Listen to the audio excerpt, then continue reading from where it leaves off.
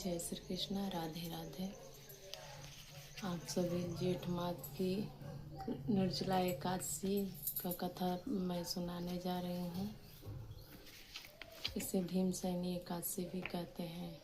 भगवान श्री कृष्ण धर्मराज युधिष्ठिर से बोले कि हे राजन, श्री सूत जी ने इस कथा के एकादशी की कथा अनेक ऋषि मुनियों को कही थी। एक बार पांडु पुत्र भीम ने अपने पूज्य पितामह व्यास जी से निर्जला एकादशी की कथा का वृत्तांत जानने की जिज्ञासु प्रकट की। तब सभी शास्त्रों और वेदों में मरगम वेद व्यास जी ने कहा कि जेठ की शुक्ल पक्ष की और कृष्ण पक्ष की दोनों ही एकादशियों का व्रत में भोजन नहीं करना चाहिए। द्वादशी के स्नान आदि के पवित्र होकर भगवान केशव की पूजा करके सबसे पहले ब्राह्मणों को भोजन कराकर अंत में स्वयं को भोजन करना चाहिए।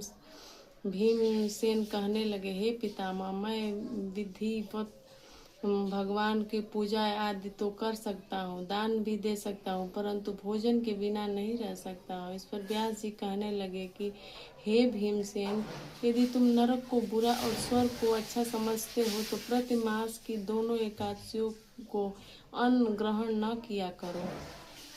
भीम कहने लगे, हे पितामह, मैं तो पहले ही कह चुकी हूँ कि मैं भोजन के बिना नहीं रह सकता, क्योंकि मेरे पेट में वक्र नामक अग्नि सदा प्रज्वलित रहती है। भोजन करने से वह शांत रहती है। अतः आप मुझको कोई ऐसे व्रत बताइए जो कि वर्ष में केवल एक बार ही करना पड़े और मुझको स्वर्ग की प्राप्ति हो जाए। श्री व्यास जी के कहने लगे, हे पुत्र, बड़े बड़े ऋषि मुनियों ने अनेक शास्त्र आदि बनाए और उन शास्त्रों में लिखा कि व्यास जी कहने लगे, हे पुत्र, बड़े बड़े ऋषि मुनियों के अनेक शास्त्र आदि बनाए हैं। उन शास्त्रों में लिखा है कि जो मनुष्य के दोनों पक्ष की एकादशी का व्रत करना चाहिए उसे स्वर्ग की प्राप्ति होती है। श्री व्यास जी के वचन सुनकर भीमसेन नरक में जाने का भय से भयभीत हो गए और कांपने लगे। अब मैं क्या करूं?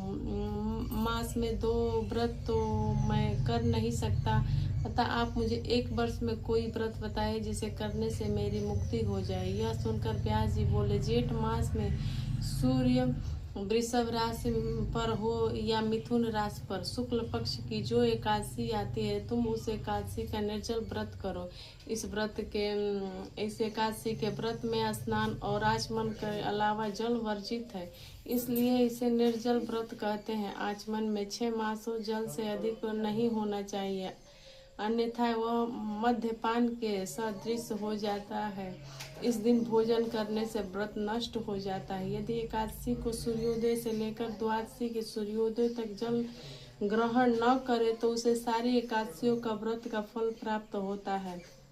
द्वादशी को सूर्योदय से पहले उठकर स्नान आदि करके ब्राह्मणों को दान आदि देना चाहिए। इसके पश्चात भूखे ब्राह्मणों को भोजन कराएं और आप स्वयं भोजन करें। इस एकादशी का फल वर्ष का संपूर्ण एकादशियों का फल के बराबर होता है। व्यास जी के कहने लगे कि हे भीमसेन, यह मुझे स्वयं भगवान ने बतलाया है। इस एकादशी के पुण्य समस्त तीर्थों और दोनों से दानों से भी अधिक है। केवल एक दिन मनुष्य निर्जल रहने से पाप से मुक्त हो जाता है। जो मनुष्य निर्जला एकादशी का व्रत करता है उसको मृत्यु के समान यमदूत आकर नहीं घेरते हैं, वरना भगवान के पार्षद उनको पुस्तक विमान में बैठाकर स्वर्ग को ले जाते हैं। अतः संसार में सबसे श्रेष्ठ निर्जल एकादशी का व्रत इस दिन यत्न पूर्वक इस व्रत को करना चाहिए। उस दिन ओम नमो भगवते वासुदेवाय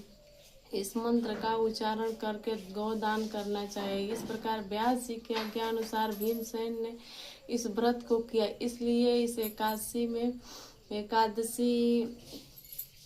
को भीमसेनी या पांडव एकादशी भी कहते हैं। निर्जला व्रत करने से प्रथम भगवान के पूज्य पूजन करके यह प्रार्थना करना चाहिए कि हे भगवान, आज मैं श्रद्धा पूर्वक निर्जल व्रत रख कर दूसरे दिन भोजन करूंगा, अतः आपकी कृपा से मेरे सब पाप नष्ट हो। इस दिन जल से भरा हुआ एक घड़ा वस्त्र ढक कर स्वर्ण सहित दान करना चाहिए। जो मनुष्य इस व्रत को दोपहर में स्नान तप आदि करके करता है, उसको करोड़ों पल सोने के दान का फल मिलता है। जो इस दिन यज्ञ आदि करते हैं, उनका फल तो वर्ण ही नहीं किया जा सकता है। निर्जला एकादशी का व्रत से मनुष्य विष्णु लोक को प्राप्त होते हैं। जो मनुष्य इस दिन अन्न खाते हैं, वे चंडाल के समान है।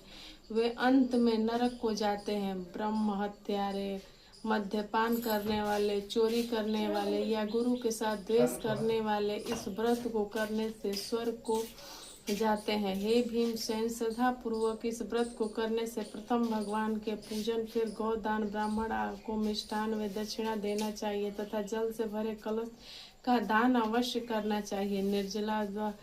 निर्जला एकादशी के दिन अन्न, वस्त्र, पात्र, उद्यान, जूती आदि का दान भी करना चाहिए। जो मनुष्य भक्ति पूर्वक इस कथा को पढ़ता है या सुनाते हैं, उन्हें निश्चय स्वर्ग की प्राप्ति होती है। फलाहार, इस दिन आम, करेली का सागर लेना चाहिए। दूध, आम और उन्हें बने पदार्थ का फल ले सकते हैं।